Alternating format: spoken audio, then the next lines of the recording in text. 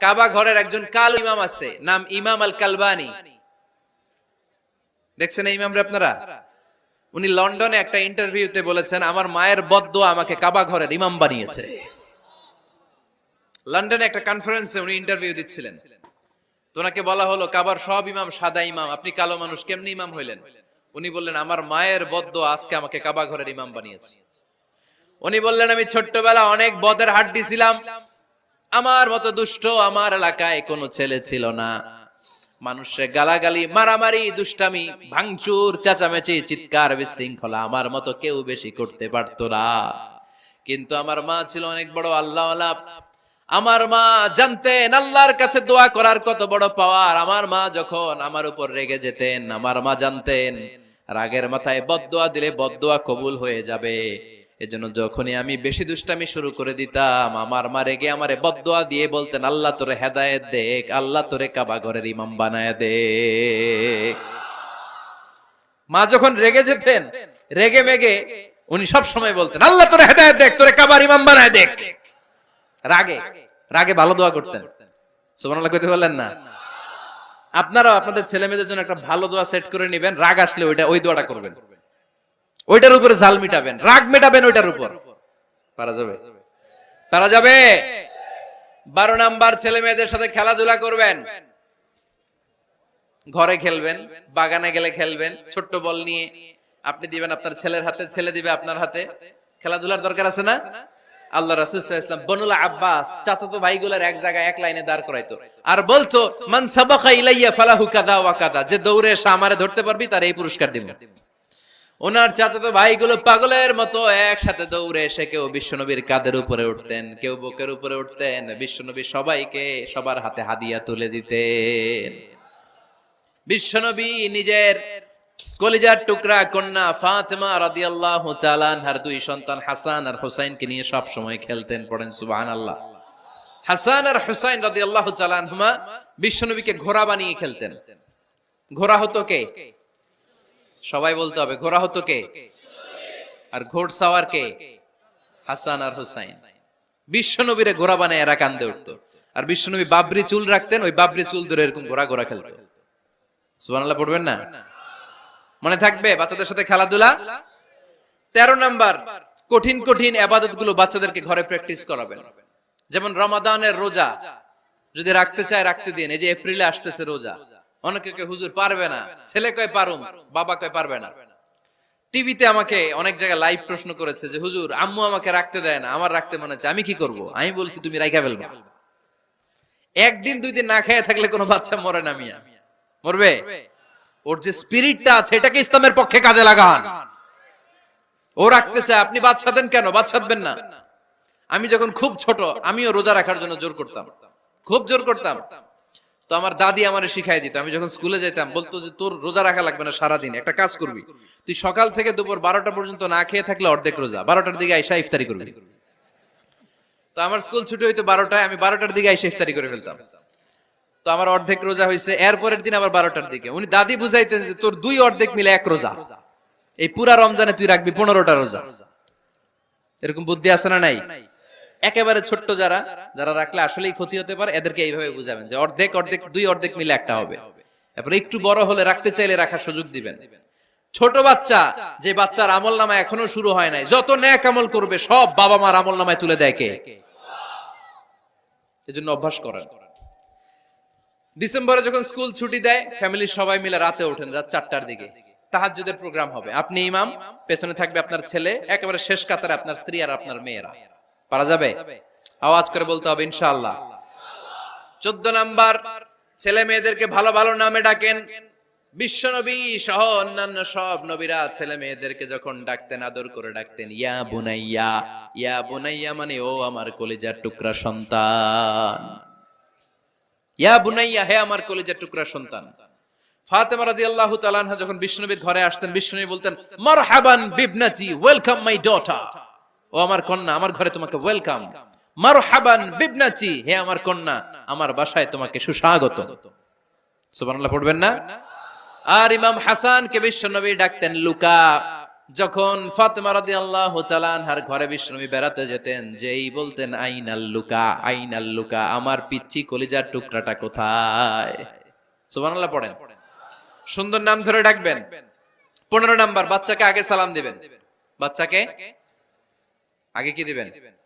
দেন আপনি? দেন দেন সবাই দিবেন, পারবেন না?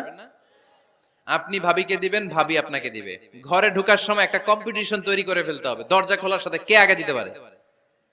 আমার বাসায় কম্পিটিশন চলে, দরজা খোলার সাথে সাথে সবাই শুরু সালাম। আমি আগে দিল আমার মেয়ে বলে সেই সব সময় আগে দিছি।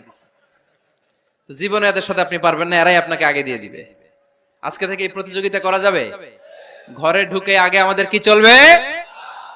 সালাম।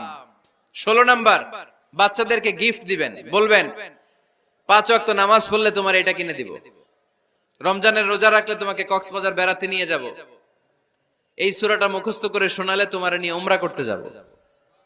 পারা যাবে? বাচ্চাদেরকে মসজিদে নিয়ে যাবে। তুরস্কের একটা মসজিদে দেখেছি, তারা ঘোষণা দিয়েছে যেই শিশুরা টানা 40 দিন ফজরের নামাজ মসজিদে এসে জামাতে পড়বে, তাদেরকে একটা করে বাইসাইকেল, খেলার সাইকেল দেওয়া হবে। শুনে অবাক হবেন, বাংলাদেশের একটা মসজিদেও এইভাবে অনেকগুলো ছেলেকে 40 দিন টানা মসজিদে জামাতে নামাজ পড়ার কারণে প্রত্যেকের হাতে মসজিদ কমিটি সাইকেল তুলে দিয়েছে। এরকম পারা যাবে না? লক্ষ্মীপুরে বাচ্চাদেরকে মসজিদে নিয়ে যান। মসজিদে বাচ্চা গেলে কেউ অস্বস্তিতে ভুগবেন না, রেগে যাবেন না, কারণ মসজিদে বাচ্চা গেলে এগুলো ভবিষ্যৎ প্রজন্ম নামাজি হবে। তুরস্কের মসজিদে লেখা থাকে তারাবি নামাজের সময় পেছন থেকে যদি আমরা নামাজ পড়ি, তার মানে ভবিষ্যৎ প্রজন্ম এগুলো টাইনাও মসজিদে আনা যাবে। 17 নাম্বার, আপনার ছেলেকে স্কুলে পাঠান অথবা মাদ্রাসায় পাঠান। অশিক্ষা, কুশিক্ষা আর মূর্খতার সাথে ইসলামের কোনো সম্পর্ক নাই। হয় স্কুলে পাঠাবেন, নয় কই পাঠাবেন মাদ্রাসায়। আওয়াজ করে বলেন, হয় স্কুলে পাঠাবেন, নয় কই পাঠাবেন। পাঠাতেই হবে আপনাকে। শিক্ষার আলো ছড়িয়ে পড়ুক ঘরে ঘরে, আমরা চাই কি চাই না? কোন অশিক্ষা, মূর্খতা এগুলোর স্থান ইসলামে আছে? নাই। ছেলে মেয়েদেরকে অনেকে পড়াশোনা করাইতে করাইতে এত প্রেসার দেয়, যেটা ছেলে মেয়েদের মেন্টালি অনেক সমস্যা তৈরি করে। এরকম আছে না নাই? আমি এমন অনেক ছেলে মেয়েকে দেখছি, তার ওজন যত, তার ব্যাগের ওজন তার চেয়ে বেশি। আছে না নাই? ছোট্ট বাচ্চার কাঁধে এক গাদা বই দিয়ে দেয়। কে বলেছে আপনাকে এতগুলো বই দিতে? কে বলেছে? জোর করে চাপিয়ে দেওয়ার নাম বিদ্যা, চাপিয়ে দেওয়ার নাম শিক্ষা নয়। জোর করে প্রাইভেট স্যারের কাছে পড়ানো, কোচিং এ পাঠানো, শিক্ষার নামে এরকম প্রেসার দিয়ে বিদ্যা উঠিয়ে দেওয়ার নাম শিক্ষা নয়। শিক্ষা হচ্ছে আপনার ছেলে মেয়ের স্বতঃস্ফূর্ত আত্মবিকাশ। নিজ থেকে সে বুঝবে, নিজ থেকে সে ভালো, তার ভালো লাগা থাকে, সে পড়াশোনার সাথে সম্পৃক্ত হবে, সে স্কুলে যেতে চাইবে। পৃথিবীর এমনও অনেক স্কুল আছে, পৃথিবীতে ইউরোপ কান্ট্রিতে এমনও অনেক স্কুল আছে, যেদিন তাদেরকে ছুটি দেওয়া হয় সামার ভ্যাকেশন, ওই দিন বাচ্চারা সবাই কান্না করে, কারণ কালকে থেকে স্কুল বন্ধ। আমাদের দেশের ছুটি হইলে আজ আমাদের ছুটি, ও ভাই আজ আমাদের ছুটি, খুব আনন্দিত, তাই না? কারণ ওই যে স্যাররা পিটায়, ক্লাসে মজা করে পড়ায় না। কিন্তু ইউরোপের অনেক স্কুল আছে, সামার ভ্যাকেশন যেদিন ছুটি শুরু, তার আগের দিন বাচ্চারা স্কুলে কাঁদে, কালকে থেকে আসবো না আর স্কুলে। এজন্য জোর করে বিদ্যা চাপিয়ে দেওয়ার নাম শিক্ষা নয়। শিক্ষা আপনার ছেলে মেয়েদের স্বতঃস্ফূর্ত আত্মবিকাশ। ভালো শিক্ষক বাছাই করুন, ভালো টিউটর, ভালো প্রতিষ্ঠান। ভালো প্রতিষ্ঠান অনেক জরুরি। বাংলাদেশের অনেক লজ্জাজনক হলেও সত্যি, অনেক মাদ্রাসার মধ্যে শিক্ষার্থীদের উপর নির্যাতন করা হয়, শারীরিক নির্যাতনের মতো ঘটনাও ঘটে। আছে না নাই? আপনার ছেলে মেয়েদের স্বাস্থ্যের সুরক্ষা, চারিত্রিক সুরক্ষা, এটা আপনাকে নিশ্চিত করতে হবে। You are the guardian. আপনার কাঁধের উপরে দায়িত্ব দিয়ে দিয়েছে কে? সো এলাকার সবচেয়ে ভালো প্রতিষ্ঠান, ভালো শিক্ষকের কাছে আপনার ছেলেকে তুলে দিবেন। পারবেন তো? ইনশাআল্লাহ। পড়েন। 18 নম্বরে ছেলে মেয়েদের স্বাস্থ্য সুরক্ষার নিয়ম নীতি শিখায় দিবেন। স্বাস্থ্য সকল সুখের মূল। আমরা ছোটবেলা পড়তাম early to bed and early to rise makes a man healthy, wealthy and wise. আগে যে ঘুমায়, আগে যে ঘুম থেকে ওঠে, এ সম্পদশালী হয়, এ স্বাস্থ্যশালী হয়, এ হয় এলাকার সবচেয়ে জ্ঞানী। ঠিক কি না? এখন ছেলে মেয়ে রাতে ঘুমায় দেরি করে, সকালে উঠে দেরি করে, ফজরের নামাজ নাই, মক্তব নাই, স্কুলে যায় দেরি করে। এরকম আছে না নাই? না, বাচ্চাদেরকে শিখাবেন। স্বাস্থ্য সুরক্ষার নীতিমালা বিষ্ণু ঈসা ইসলাম শিখিয়ে গিয়েছেন। বাচ্চাকে মেসওয়াক কিভাবে করতে হয় শিখাই দিবেন। পারবেন? ব্রাশ কিভাবে করতে হয় শিখাই দিবেন, স্যানিটেশন হাইজিন কিভাবে মেইনটেইন করতে হয় শিখাবেন, টয়লেটে ঢুকে কি করতে হয় এগুলো শিখায় না অনেক মা বাবা, আছে না নাই? কিভাবে টয়লেট করতে হয়, টয়লেট শেষে কিভাবে হাত ধুইতে হয়। প্রথম প্রথম যে মেয়েদের পিরিয়ড শুরু হয় তাদের ক্ষেত্রে তাদের মায়ের অনেক ভূমিকা আছে, বড় বোনদের অনেক ভূমিকা আছে। লাজুকতার কারণে তারা অনেক ধরনের এই স্বাস্থ্যজনিত রোগের মাধ্যমে ভুগে। আর এই দেশে এগুলো নিয়ে অনেক কুসংস্কার আছে, অনেক নানি খালা এরা এমন এমন কথা বলে যে এই জামা পরা যাবে না, পিরিয়ড যখন কোনো মেয়ের শুরু হয় এটা খাওয়া যাবে না, ওইটা করা যাবে না, এগুলোর সাথে ইসলামের কোনো সম্পর্ক নাই। আপনি মা, আপনি আপনার মেয়েকে এগুলো শিখান যে মা এটা আমার হয়েছে, তোমার নানুর হয়েছে, এটা তোমারও হবে, ইটস ভেরি ন্যাচারাল, এটা খুবই ন্যাচারাল একটা বিষয়, তোমাকে সাহস হারালে চলবে না, এটা খুব সিম্পল একটা ম্যাটার, এটা হয়, এটা হবে। এভাবে বড় বোনেরা মায়েরা মেয়েদেরকে স্বাস্থ্য সুরক্ষার ব্যাপারে গাইডলাইন দেবে। সর্বশেষ কথা, স্বাস্থ্য সুরক্ষার ব্যাপারে প্রত্যেকটা ছেলে মেয়েকে কমন কিছু রুকিয়া শিখাবেন। প্রত্যেক ছেলে এবং মেয়ে নিজের ঝাড়ফুঁক যেন নিজেই করতে পারে। এই তোমার মাইকের কি হইছে আবার এরকম আওয়াজ কেন? কমন কিছু ঝাড়ফুঁক, যেমন সূরা ফালাক, সূরা ইখলাস, সূরা ফালাক, সূরা নাস, প্রত্যেক ছেলে মেয়ে নিজেই যেন সূরা ইখলাস, সূরা ফালাক, সূরা নাস পরে ফু দিয়ে সারা গায়ে মাসে করে নিতে পারে।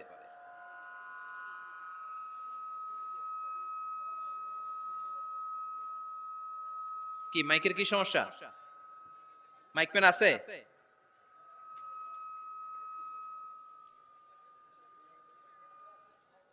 মাইক পেন কই? আওয়াজ কেন? আয়াতুল কুরসি প্রত্যেকটা ছেলেকে শেখাবেন, সূরা ফাতিহা শেখাবেন, তিন কুল শেখাবেন। আপনার ছেলে আপনার মেয়ে নিজেই যেন নিজের ঝাড়ফুঁকটা করতে পারে। It's a protection from your Lord, এটা আল্লাহর কাছ থেকে প্রোটেকশন। প্রত্যেক ছেলে মেয়ে ঝাড়ফুঁক করে নিজের গায়ে নিজে ফু দিবে, এগুলো শেখানো যাবে।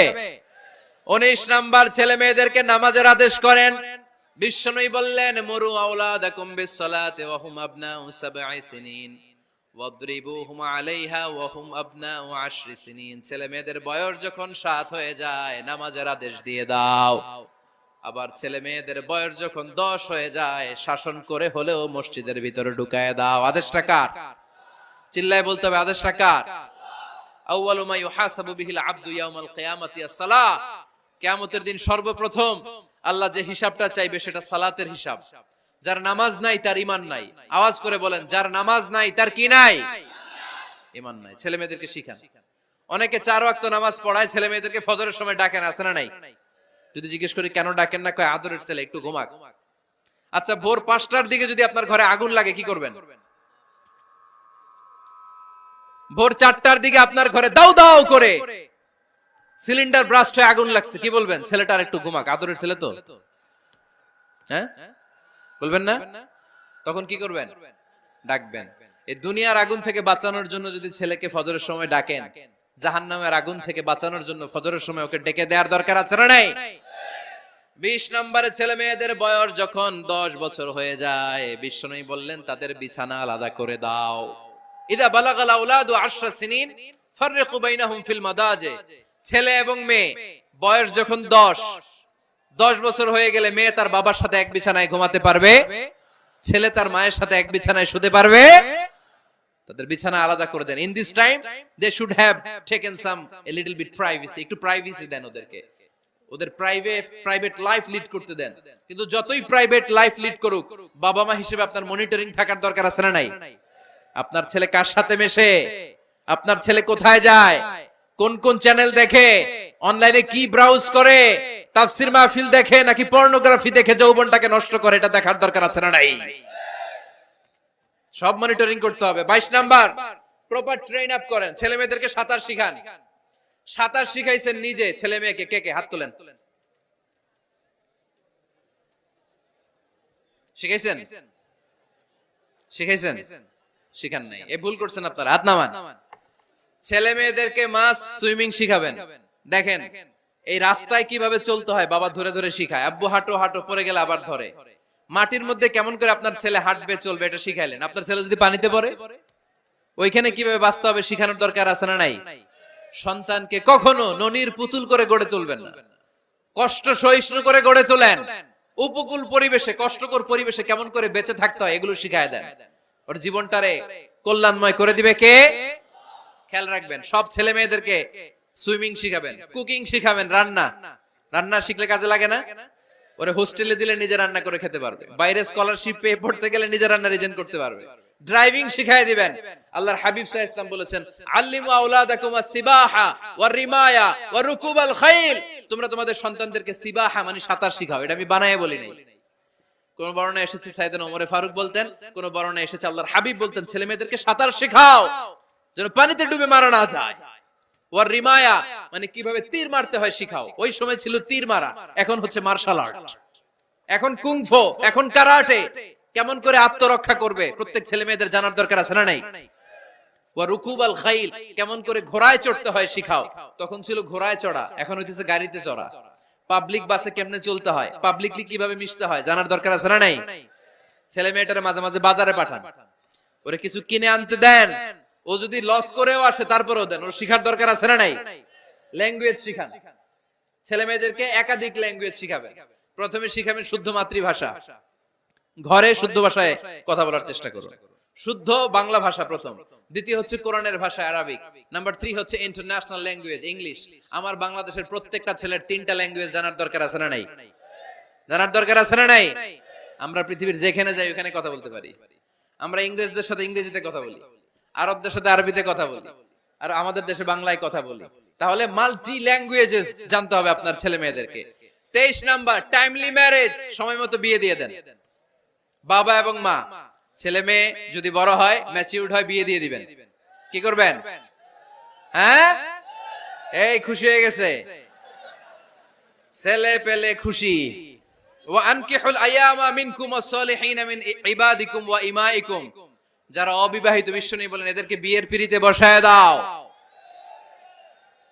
ইয়া মাশারাশ শাবাব, এ যুবকেরা, মান ইসতাতা মিনকুমুল বাত, যাদের সামর্থ্য আছে ফালিয়াতাযাওয়াজ, যারা বিয়ে করো। কি করো? বিয়ে করো। এই দেখেন ছেলে পেলে কত খুশি, এরা বিয়ে করতে চায় কিন্তু বাবা মা বিয়ে করাচ্ছে না।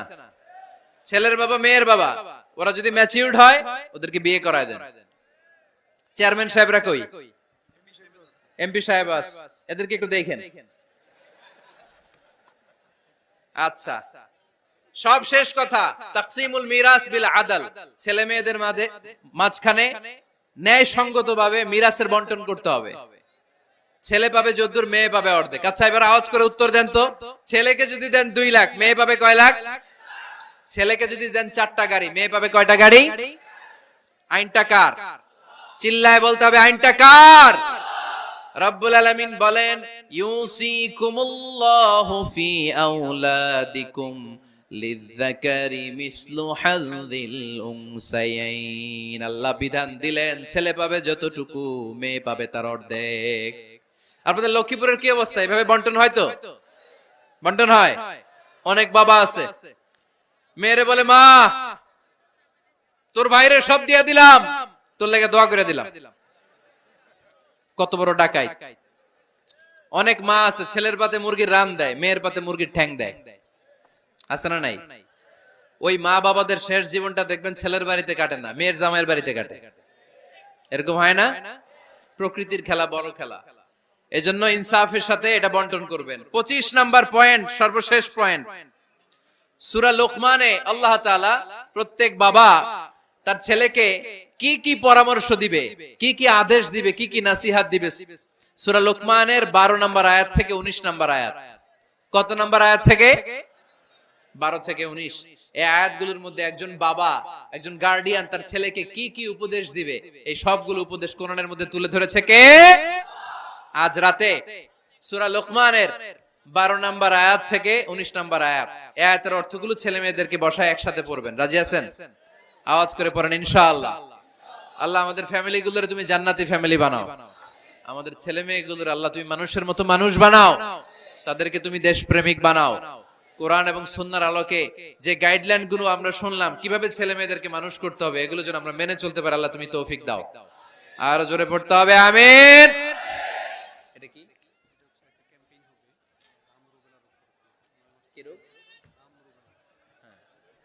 হাম রুবেলা নামে ক্যাম্পেইন 2020।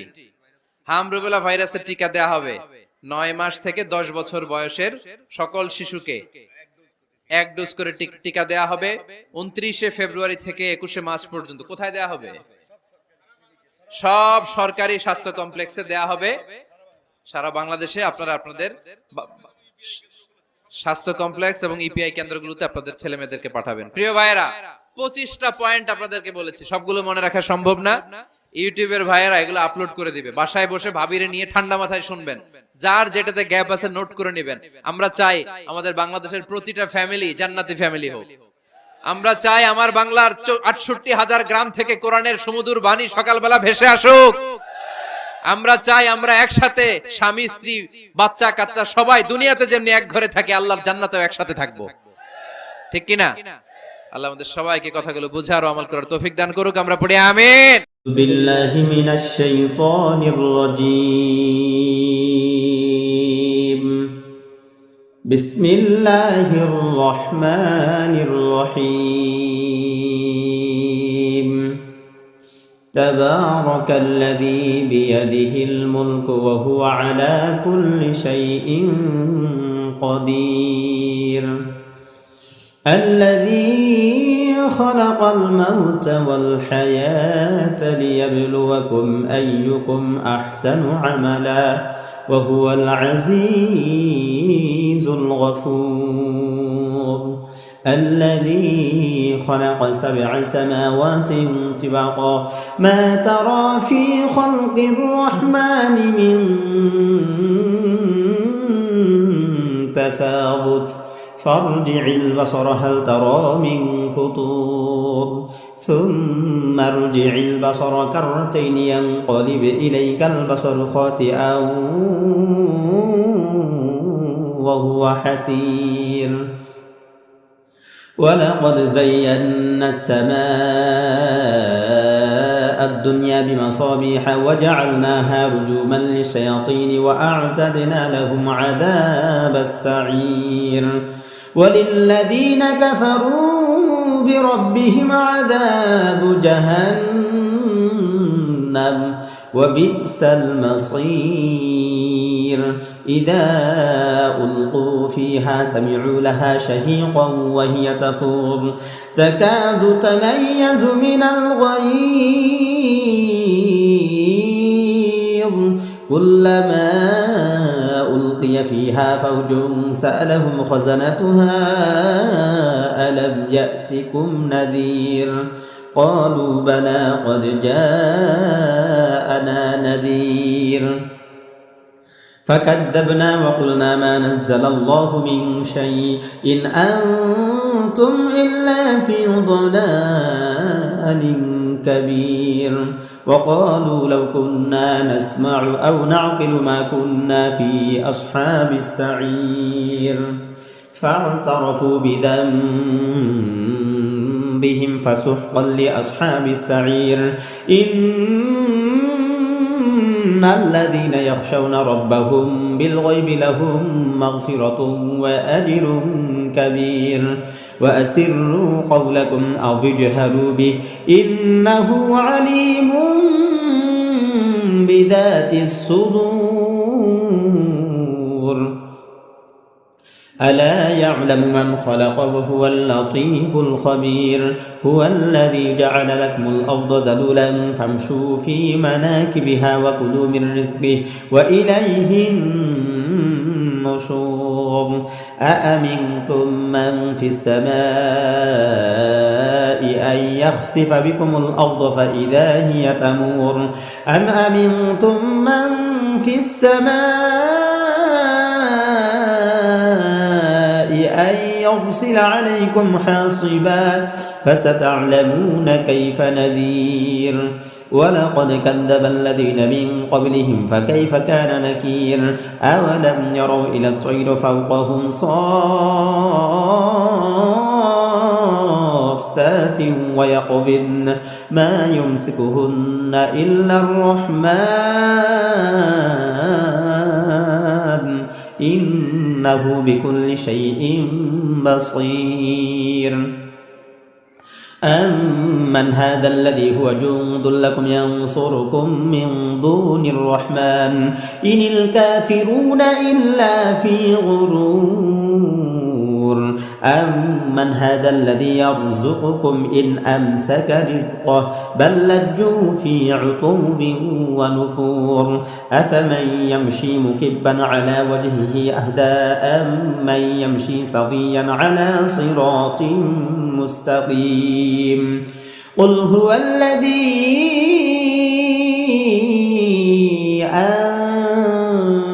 أنشأكم وجعل لكم السمع والأبصار والأفئدة قليلا ما تشكرون قل هو الذي ذرأكم في الأرض وإليه تحشرون ويقولون متى هذا الوعد إن كنتم صادقين قل إنما العلم عند الله وإنما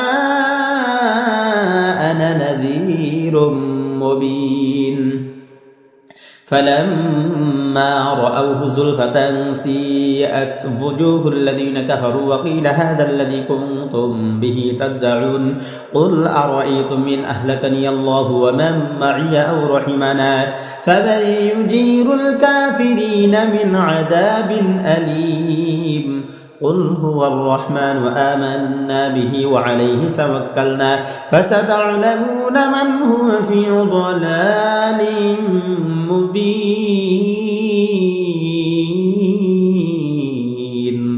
قل أرأيتم إن أصبح ماؤكم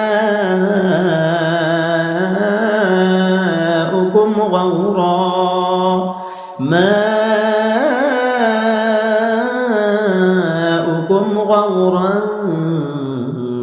فمن يأتيكم بماء معين صدق الله العلي العظيم